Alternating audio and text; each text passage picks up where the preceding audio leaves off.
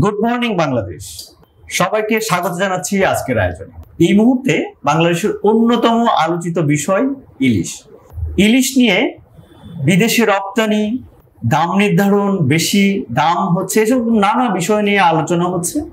এই আলোচনার মধ্যে নতুনভাবে যুক্ত হয়েছে ইলিশের দাম নির্ধারণ সহ বেশ কিছু শর্ত দিয়ে একটি লিগেল নোটিশ বা আইনি নোটিশ দিয়েছেন একজন আইনজীবী। আজকে আমাদের স্টুডিওতে সেই আইনজীবী আমাদের স্টুডিওতে উপস্থিত রয়েছেন। তিনি অ্যাডভোকেট খন্দকার হাসান শাহরিয়ার। চলুন আমরা তার কাছে চলে যাই। কেমন আছেন? জি, ভালো আছি। আচ্ছা, ইলিশ নিয়ে আপনি আইনি নোটিশটা আসলে কেন দিতে গেলেন? এটা দেওয়ার আসলে মানে যৌক্তিকতা বা আসলে প্রয়োজনীয়তা কত? আচ্ছা, প্রথমত হচ্ছে যে ইলিশ মাছটা আমাদের বাংলাদেশের একটা জাতীয় মাছ এবং এই মাছটি কিন্তু আসলে আমাদের বাংলাদেশের প্রত্যেকটি মানুষেরই খুবই প্রিয় একটি মাছ। এবং এই মাছটা কিন্তু আমাদের যেটা হয় যে এটা বঙ্গোপসাগরে কিন্তু পাওয়া যায় এবং বঙ্গোপসাগর থেকে মাছটা বিশেষ একটি সময়ে যখন হচ্ছে তার ডিম পাড়ার সময় হয়, সেই সময়টাতে সে কিন্তু হচ্ছে পদ্মা নদীতে চলে আসে এবং এই পদ্মা নদীতে এসে সে প্রাকৃতিকভাবেই এখানে যে সমস্ত খাবার রয়েছে সেগুলো খেয়ে সে প্রাকৃতিক ন্যাচারালি সে কিন্তু অনেক সুস্বাদু হয়ে যায়। ফলে সমুদ্রের মাছের চেয়ে কিন্তু পদ্মা নদীর মাছটা অনেক বেশি টেস্ট হয় এবং এটা খেতেও সুস্বাদু। এবং আমরা যখন রান্না করা হয় তখন আপনি দেখবেন যে বেশ এটা কিন্তু এর যে ঘ্রাণ সেটা কিন্তু অনেক দূর থেকে জানা যায়। তো এইটা একটা মানে আমাদের মানে ইলিশের ক্ষেত্রে কিন্তু একটা বিশেষ বৈশিষ্ট্য। তো আমরা যদি বিগত সময়গুলোতে দেখি তাহলে দেখব যে ইলিশ বিভিন্ন সময় বিভিন্ন দেশে রপ্তানি হয়েছে, আমাদের পার্শ্ববর্তী দেশ ভারতেও রপ্তানি হয়েছে। তো সেই রপ্তানি বিষয়গুলোর সাথে কিন্তু আমাদের বাজারে দামের এক কিছু বিষয় আসে। সাম্প্রতিক সময়ে আমরা দেখেছি যে বর্তমানে বাংলাদেশের বাজারে 1 কেজির যে ইলিশ মাছগুলো রয়েছে সেগুলো 1800 থেকে 2400 টাকার মধ্যে বিক্রয় হচ্ছে। কিন্তু অবাক করার বিষয় হচ্ছে যে জাতীয় রাজস্ব বোর্ড থেকে এটার যে পরিপত্র আছে, রপ্তানি পরিপত্র, সেটি অনেক পুরনো, কোনো প্রকারের আপডেট না করেই সম্প্রতি ভারতে $10 হচ্ছে এটি রপ্তানি করার জন্য সরকার বলেছে এবং ইতিমধ্যে রপ্তানি শুরু হয়েছে। এর ফলে আমরা দেখেছি যে মাত্র 1180 টাকায় এটি কিন্তু ভারতে যাচ্ছে, যেখানে আমাদের বাংলাদেশের জনগণ 1800 থেকে 2200 বা 2400 টাকাতে ইলিশ মাছ কেজি খাচ্ছে, সেখানে যদি বিদেশে এটি রপ্তানি হয় 1180 টাকায়, তাহলে সেই ক্ষেত্রে এটি তো প্রশ্ন দাঁড়ায় যে এটি আমাদের জাতীয় মাছ কিভাবে হয় এবং আমরা আসলে কি অন্য দেশে গিয়ে মাছ খাবো কিনা।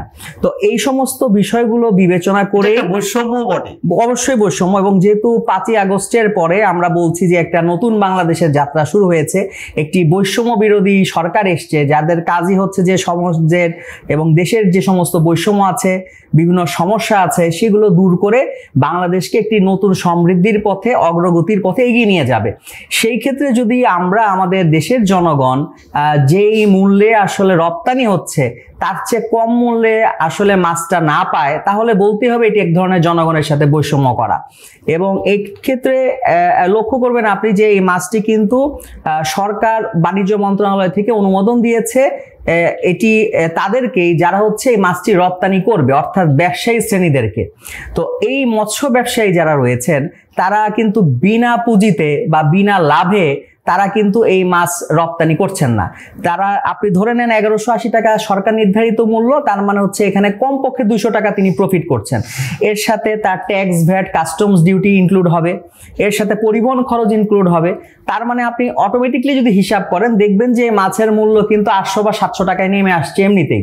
তো সেই ক্ষেত্রে যখন দেশের বাইরে যাচ্ছে এতখানি প্রফিট যদি তারা করেন, তাহলে দেশের মধ্যে যেখানে কোনো প্রকারের আমাদের কোনো প্রকার উৎপাদন খরচ নাই এবং দেশের যে সমস্ত সুপার শপ সহ বাজারগুলোতে আমরা যেখানে চাষের মাছ বলি, রুই, কাতলা বা অন্যান্য মাছগুলো আছে, সেগুলো আপনি দেখবেন যে 300 থেকে 500, 550 টাকা কেজিতে চাষের মাছগুলোই পাওয়া যায়।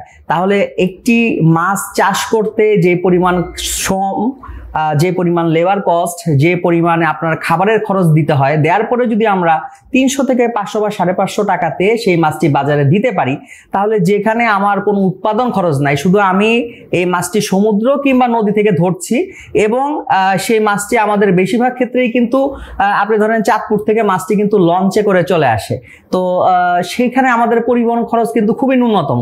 এর সাথে আপনি শুধুমাত্র আপনার একটা প্রফিট মার্জিন ধরে আপনি যদি মাছটা বিক্রয় করেন, সেক্ষেত্রে জনগণকে তো 600-700 টাকা কেজিতে অবশ্যই মাছ খাওয়ানো সম্ভব। তাহলে আপনি এইটা 700 টাকা নির্ধারণ করে কেন মানে আইনি নোটিশটা গেল যে 700 কেন, আরো কমে কেন হলো না? আসলে যেটা হলো যে এখানে যে পরিবহন খরচটি ছিল বা অন্যান্য যে খরচ আছে একদম খুচরা পর্যায় পর্যন্ত, আপনারা জানেন যে একদম আমাদের যারা প্রান্তিক পর্যায়ের মৎস্যজীবী যারা এই মাছটি ধরেন তাদের একটা প্রফিট, তারপরে এটি নিয়ে আসা পরিবহন খরচ, পাইকারি পর্যায়ে একটি খরচ, সেখান থেকে কিন্তু আবার মাঝখানে একটা মধ্যস্বত্বভোগীরা পান, তারপরে সর্বোচ্চ খুচরা লেভেলে আসে। তো সবকিছু মিলে মনে হয়েছে যে এটি সর্বোচ্চ পর্যায়ে, আমি কিন্তু নোটিশে উল্লেখ করেছি যে সর্বোচ্চ খুচরা মূল্য 700 টাকা নির্ধারণ করার জন্য। তো এটা হতে পারে 600 টাকাও আসতে পারে, 500 টাকাও আসতে পারে, তো সর্বোচ্চ বলেছি যে এটি যেন সরকার নির্ধারণ করে দেয়। এখন এটা তো একটা আইনি নোটিশ পাঠিয়েছেন, আপনি কাদের কাদের এই নোটিশ পাঠিয়েছেন? এই নোটিশটি মূলত পাঠিয়েছি আমাদের বাণিজ্য মন্ত্রণালয়ের সচিব বরাবর, মৎস্য প্রাণী সম্পদ মন্ত্রণালয়ের সচিবকে দিয়েছি, জাতীয় ভোক্তা অধিকার সংরক্ষণ অধিদপ্তরের মহাপরিচালককে দিয়েছি, এখানে আমাদের প্রতিযোগিতা কমিশনের চেয়ারম্যানকে দিয়েছি। এর ছাড়াও হচ্ছে এই নোটিশটি আমাদের কাছে রপ্তানি এবং আমদানি উন্নয়নের যিনি হচ্ছে প্রধান নিয়ন্ত্রক আছেন তার কাছে গেছে এবং আমাদের এনবিআর এর চেয়ারম্যান বরাবর দিয়েছি। এই নোটিশটি পাঠানোর মূল উদ্দেশ্যটাই ছিল যেন হচ্ছে এই বাজারটা তারা সঠিকভাবে মনিটরিং করে। যেমন আপনি যদি একটু লক্ষ্য করেন যে মিডিয়াতেও আমাদের কিন্তু সংবাদ এসছে যে আমাদের জাতীয় ভোক্তা অধিকার সংরক্ষণ অধিদপ্তরের পক্ষ থেকে যখনই বাজারে হচ্ছে অভিযান চালানো হয়েছে, তাৎক্ষণিকভাবে সেই বাজারে 500 থেকে 700 টাকা মূল্য কিন্তু কমে গেছে এবং তারা বিক্রয় করেছে। তার মানে তারা কি পরিমাণ একটি সিন্ডিকেট বাণিজ্য করছে। তা আমার মনে হয় যদি নিয়মিত সরকারের পক্ষ থেকে এটি মনিটরিং করা হয় এবং প্রতিযোগিতা কমিশন যে এই মনোপলি বিজনেস হচ্ছে, যেটা প্রতিযোগিতা কমিশনের আইনেই বলা আছে যে কেউ যদি কোনো বিষয়ে মনোপলি ব্যবসা করে, বাজারকে অস্থিতিশীল করার চেষ্টা করে, তাহলে তারা ব্যবস্থা নিবে। কিন্তু আমরা লক্ষ্য করেছি জাতীয় ভোক্তা অধিকার সংরক্ষণ অধিদপ্তর হয়তো কিছুটা অভিযান চালিয়েছে, কিন্তু আমাদের প্রতিযোগিতা কমিশন কিন্তু একদম নীরব ভূমিকায় রয়েছে। তো এটি কিন্তু আসলে খুব দুঃখজনক, এটার জন্য কিন্তু তাদেরকে নোটিশ করেছি।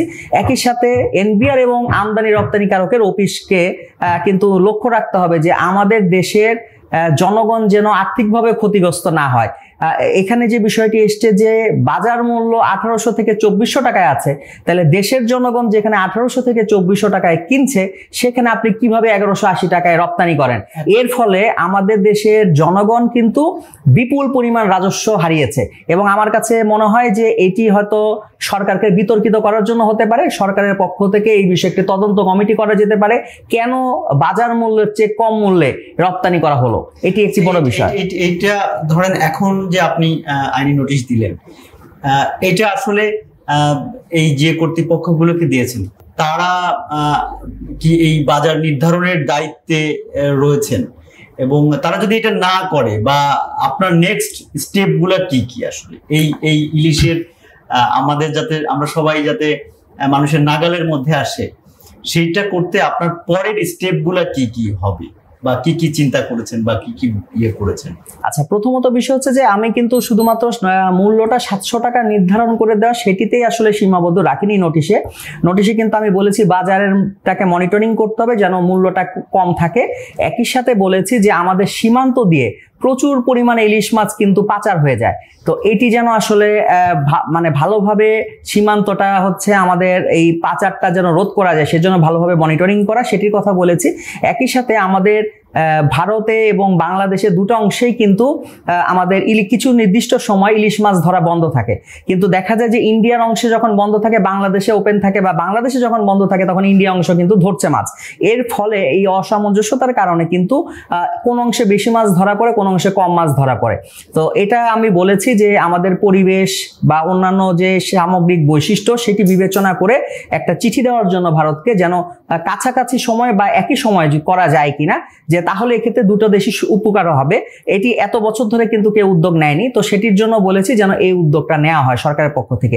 আরেকটি বিষয় নোটিশে বলেছি, সেটি হচ্ছে যে আগামীতে যখনই যে কোনো দেশে, সেটা ভারত হোক কিংবা অন্য কোনো দেশে রপ্তানি হবে ইলিশ মাছ, তখন যেন অবশ্যই বাজার মূল্য যা থাকবে তার চেয়ে যেন কম মূল্যে কখনোই রপ্তানি করা না হয়, এই বিষয়টি যেন নিশ্চিত করা হয়। কারণ আমাদের দেশের যেটা রাজস্ব যেন কোনোভাবেই ক্ষতিগ্রস্ত না হয়, সেই বিষয়টি সুনিশ্চিত করতে হবে। এখন এই বিষয়টির জন্য 7 দিনের সময় দিয়ে নোটিশ পাঠিয়েছি। এই নোটিশটি ডাকযোগে এবং ইমেলও পাঠিয়েছি।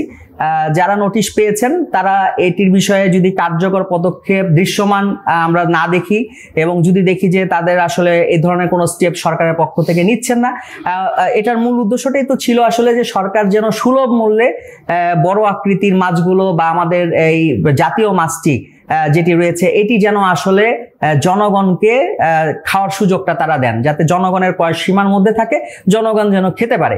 তো এটি যদি আসলে বাধাগ্রস্ত হয় তাহলে সেই ক্ষেত্রে বাংলাদেশ সুপ্রিম কোর্টের হাইকোর্ট বিভাগে রিট দায়ের করব এবং এই বিষয়ে প্রয়োজনীয় আইনগত পদক্ষেপগুলো চলমান থাকবে। কারণ বাংলাদেশের জনগণকে, বাংলাদেশের মানুষকে তাদের জাতীয় মাছটি যেন তারা খেতে পারে সেটা সুনিশ্চিত করার জন্য একজন আইনজীবী হিসেবে আমার যতটুকু যা করণীয় সেটা আমি গ্রহণ করব। ধন্যবাদ। ধন্যবাদ। সুপ্রিয় দর্শক মণ্ডলী, এতক্ষণ আমাদের সঙ্গে থাকার জন্য অসংখ্য ধন্যবাদ। আমরাও আশা করি যে আমরা যেন আমাদের জাতীয় মাছ আমাদের সবার ক্রয় সীমার মধ্যে থাকে, সবাই যেন খেতে পারেন, সেই সুযোগটা এই আইনি লড়াই বা এই যে উদ্যোগের মাধ্যমে আমরা পাবো, সেই প্রত্যাশা ব্যক্ত করে আজকের মতো শেষ করছি। আপনারা ভালো থাকুন, সুস্থ থাকুন এবং নতুন সময়ের সঙ্গে থাকুন।